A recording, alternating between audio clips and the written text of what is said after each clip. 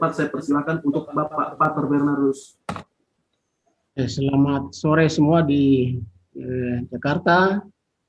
Selamat malam untuk kami di Papua. Saya mungkin menceritakan sedikit tentang situasi kami di Papua pada umumnya, mungkin khusus di wilayah Intan Jaya, Timika, informasi-informasi dari teman-teman aktivis HAM di lapangan, tapi juga teman-teman pastor, bahwa seperti tadi dikatakan oleh Pak Ketua tadi, bahwa mungkin ada sepihak berita-berita yang selama ini diekspos, berita sepihak dari pihak pemerintah. Tapi ada cerita-cerita yang dari lapangan itu pasti berbeda, pengalaman real di lapangan. Nah, saya mungkin mulai dari pengalaman kami di Sorong, nah, yang memang tidak langsung berhubungan dengan situasi di Intan Jaya, tetapi bahwa ada secara karakteristiknya hampir sama dari awal ya. Nah, seperti tahun lalu, upaya untuk pendirian pos-pos di seluruh wilayah di Kepala Burung ini di Provinsi Papua Barat, baik di Maibrat maupun di Tamrau, menimbulkan kegelisahan di masyarakat dengan adanya keputusan untuk pendirian pos-pos Koramil, kemudian Kodim, dan seterusnya. Dengan pendirian pos-pos itu menimbulkan pertanyaan-pertanyaan di masyarakat, dan masyarakat jadinya gelisah. Kehadiran itu sebenarnya apakah memang betul-betul ada masalah sehingga harus ada pendirian pos itu. Nah, dengan seperti itu, masyarakat tentunya mereka merasa cemas, merasa takut, merasa khawatir kalau bila mereka melakukan sesuatu yang sifatnya bicara tentang soal hak-haknya, misalnya hak-hak masyarakat adat ya, soal tanah mereka kah atau apa, lalu kadang intervensi. Nah, itu pengalaman-pengalaman yang justru membuat masyarakat ya, orang Papua pada umumnya itu merasa trauma dan takut kalau adanya pihak keamanan ya. Oh, Pak, itu mute. Pak Bernardus mute. Bisa dengar? Oke. Ya. Oke, jadi saya kembali lagi tadi bahwa memang ketiga keputusan dari atas, misalnya pembukaan pos-pos baru dari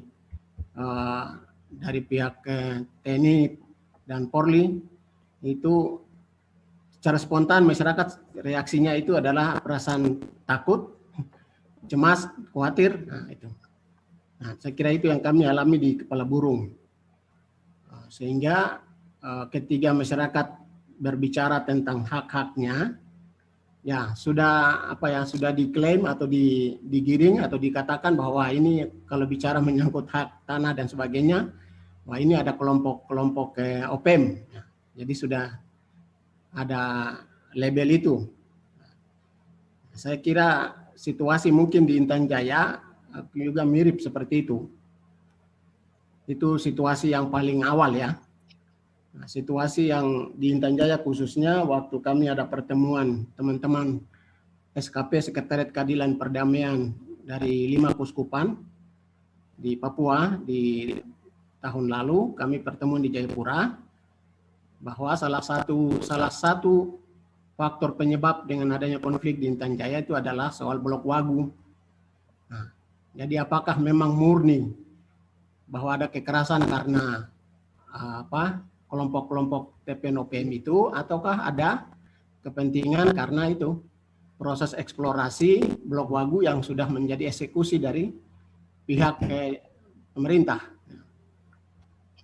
Jadi mungkin dengan kepentingan itu ya ada upaya untuk konflik supaya mungkin masyarakat bisa mengungsi dan tanah itu mungkin dieksplorasi kah, seperti itu. Jadi yang jelas bahwa informasi di lapangan masyarakat mengatakan ya itu karena wilayah itu adalah tempat yang memang sudah dipatok oleh Freeport sebagai tempat eksplorasi Blok Wagu itu. Nah, saya kira pasti banyak yang sudah punya data, punya informasi lebih banyak tentang Blok Wagu itu. Nah, sehingga menimbulkan pertanyaan apakah memang penetapan sebagai teroris ini sebenarnya kelompok mana yang teroris dan siapa yang teroris sebenarnya, karena akar konfliknya itu ada di mana. Kasus-kasus dasarnya itu dari mana sehingga memuncak kepada yang tadi dikatakan oleh pengantar tadi bahwa adanya rentetan kekerasan, pembunuhan. Nah, sebenarnya siapa yang membuat rentetan kekerasan pembunuhan itu? Motifnya apa? Ya, saya kira itu dari yang kami waktu itu pertemuan teman-teman dari SKP Papua, diskusi salah satunya bahwa yang paling ini ya Blok Wagu salah satu yang menjadi pemicu konflik sampai pada tingkat sekarang, sampai penetapan ini. Sedangkan situasi di seluruh Papua seperti itu, kami di Kabupaten Tambrau, mahasiswa masih sampai hari ini demo untuk menolak pendirian Kodim dengan pemerintah. Kenapa? Karena masyarakat antisipasi bahwa seperti tadi, kalau akan ada pihak keamanan ke situ, apakah betul-betul membawa keamanan ataukah justru menciptakan konflik baru. Karena proses dialognya, proses untuk diskusi, keputusan itu sepihak dari atas ke bawah, ya, top down.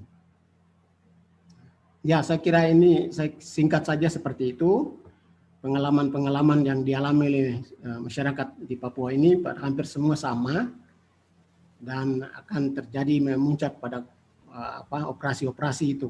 Nah, jadi saya kira itulah yang terjadi di kami di Papua pada umumnya dan khususnya di Intan Jaya sekarang.